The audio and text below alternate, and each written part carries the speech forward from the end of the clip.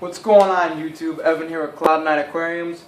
Finally in the new house, getting back to the channel again. I apologize, I know it's been a long time coming. But hey, the great part about me moving, not only do we get to see new tanks, but I'm actually doing a revamp on all the tanks. So I didn't just, knock some down and then just bring them over and reset them up exactly how they were. I decided we're going to do a lot of aquascaping, and so there's a lot of new stuff for the channel that's coming out. So definitely stay tuned. I'm definitely not going anywhere, so it's really exciting to be back, but alas, we're making videos again. So today, I'm working on the 90.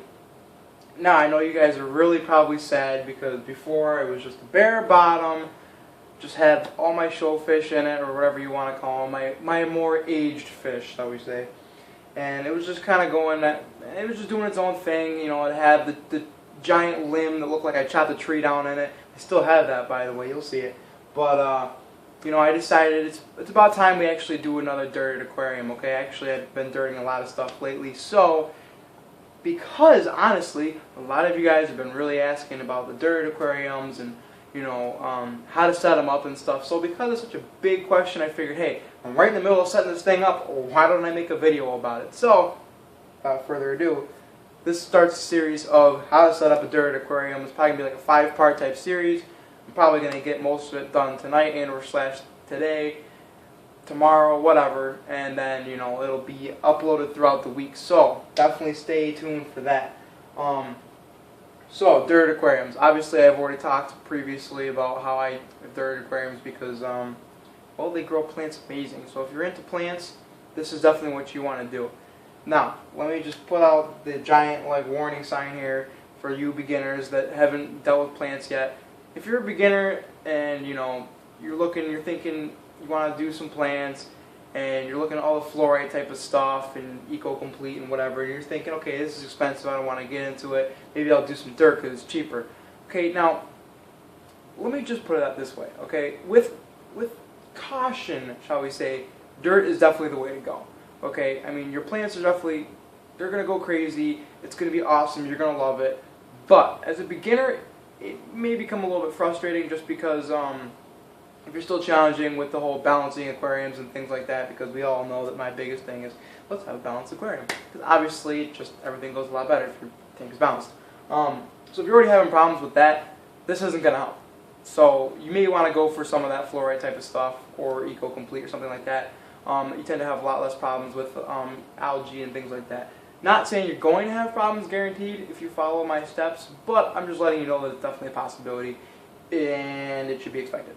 So, with that being said, let's get into it. I'll kind of talk through it, and then I'll do a kind of up-close and personal type of thing so you can kind of see, because I'm sure the camera angle you have is absolute garbage, and you can't really see what's going on. So, that's my fault, I don't really care. So when you're starting out, right, obviously we've already talked about tank setting up where, you don't want to put it in front of windows and things like that. Okay, so take that type of stuff in stride, I suppose, because here I am putting a tank in front of a window. Now, with that being said, I know what's going in my tank. I know they're not a picky fish. They're going to be very hardy, and if there's any type of temperature fluctuation that a window could cause, this isn't going to be a problem. Also, this is a very large tank, and that temperature fluctuation probably won't happen so much. If it was a 10-gallon tank, that would definitely heat up and cool down a lot, whereas a larger tank and a bigger body of water isn't really going to happen so much. This is a 90-gallon, so I don't foresee that happening very much. I've also got a nice gap between the window and this tank, and I also got some blinds which will stay closed, so I'm not going to have that light penetrating my tank. I've already painted the back of the tank, which if you haven't watched a video of, you should probably do that. So that's all set up. I leveled the tank. Now, I guess I haven't really gone through this, so I probably should. You should probably level your tanks before you actually set them. The little stuff, okay, maybe not a big deal, but if you've got a tank that's 4 foot long, or, a 90-gallon, that's 900 pounds easily all day. I mean, when you're talking with, stone and stuff like that, and the tank, and glass and everything like that, you're over 1,000 pounds. So, not only would it be good to make sure that all 4 feet of your stand are touching the ground, just to kind of distribute that weight evenly. So that's one reason why. But also, it looks kind of stupid when you have a 4-foot tank, or even a 6-foot tank. I mean, or 2. I mean, it looks stupid if you have any tank and you have, like an inch of airspace below the rim on one side, and on the other side the water is about to flow over. Okay, that just doesn't look very, very professional, and you're wasting, I mean, you could have extra water in there. So, and it's also just putting added stresses on your tank, on your floor, yada, yada, yada, on your stand. Okay, so let's just put it this way. If you don't have a level, you should probably buy one. They're pretty cheap, and you can use them in your day-to-day things with picture hanging and this and that. Okay, buy a level. I'm a contractor. I happen to have lots of levels around, so this isn't a problem for me. But yeah, definitely level your tanks. There we go. There's my rant for the day. Okay, so I leveled the tank. I've already gone through the process because you know that I don't want you to have to watch me sit here for 10 minutes and fill my tank with dirt. So, lo and behold, ta-da, there's dirt in it. Okay, I've already washed the whole tank out like I've told you to do. I've already scrubbed the algae. I know it looks like it's dirty, but guess what? When you're dirtying a tank, you just throw it everywhere and it gets everywhere. So that's where it is right now. Obviously, when I'm filling it up, it'll be scrubbed down again and it'll be deliciously clean. Now, before I even get into planting and this and that and this and that, aquascaping, okay? I've always said have a plan before you even get started. So, I mean, literally, I sat in my living room. This is my living room. Congratulations. Now you know. I sat here with the tank for maybe sitting there for a couple days and completely empty. Nothing in it. And would just look at it and try to decide what do I want to do with this tank. And the basic goal which we're going for with this tank is simplicity. Okay, I know I've done a lot of tanks that were kind of jungles, and we do, you know, we've got 10 to 15 different species of plants. You know, sometimes, I mean, I'm not really a big Noah's Ark fan with the fish and stuff, but I'll mix a couple different types of community fish and stuff like that, some different schools and this and that.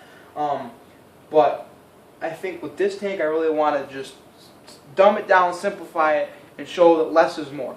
Okay, so I'm really going to draw more attention to certain plants that I really, really enjoy and certain species of fish that I really, really enjoy, as opposed to, oh, this corner is cool because of all these different plants that are interacting together. Now, don't get me wrong, I love the other types of tanks. Obviously, I've got plenty of them.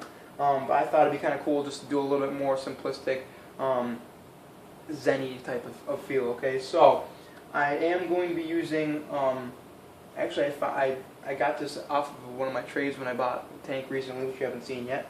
But I got that. It came with the tank. It's actually not real wood, but which is actually good for me because I don't have to worry about soaking it and all the tannins leaching in my water and stuff. Not like my dirt's not going to do that anyways. But so I'm going to be using the wood. I'm going to call it wood.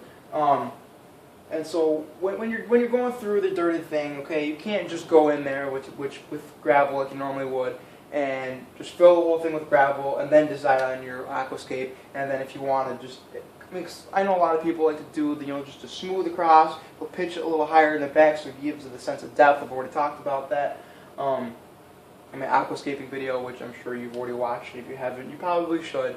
But with dirt, if I want to do any type of humping and stuff, I don't want to do it with just the gravel because then I'm going to have 2 inches to 3 inches of gravel in one area and then an inch of gravel in the other area, and whatever I decide to plant there is never even going to get to the dirt.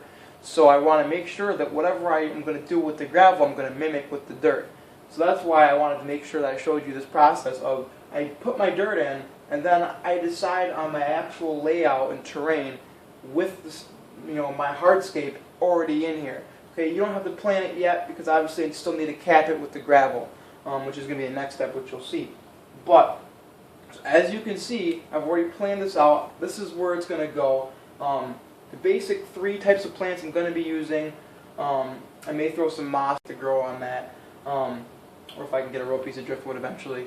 But the basic plants I'm going to be using are a jungle vowel background on the right-hand side. We're going to be putting some dwarf Sagittaria is going to go all along the front, mostly over here probably, then I'll spread it around eventually. Just kind of a little grassy type of carpet, just a low light in the front. I want to make sure the front is very, very open, okay? Very open.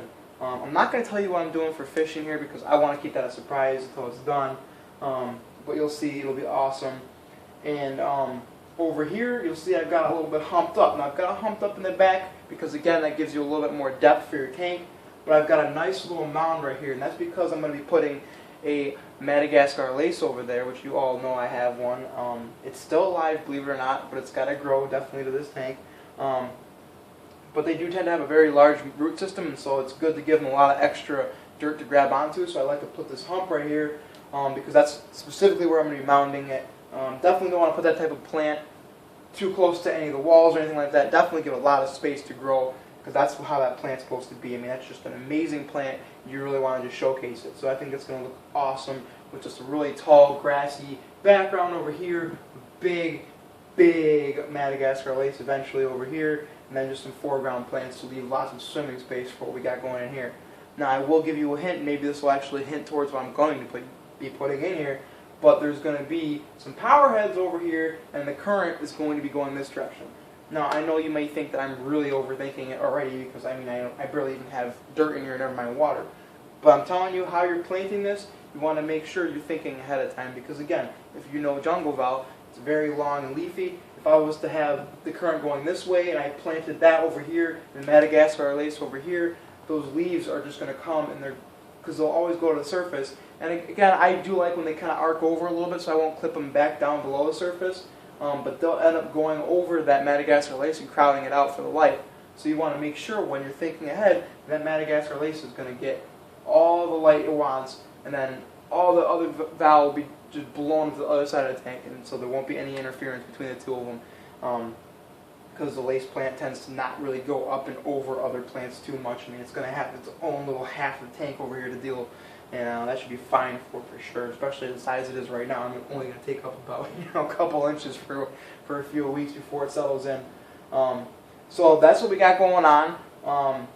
I'll stop the video. I'm going to put my cap on here, and then we'll talk about that. All right, folks? So until the next one, I hope this brings you and your fish tanks a little bit closer to the dirty Cloud9.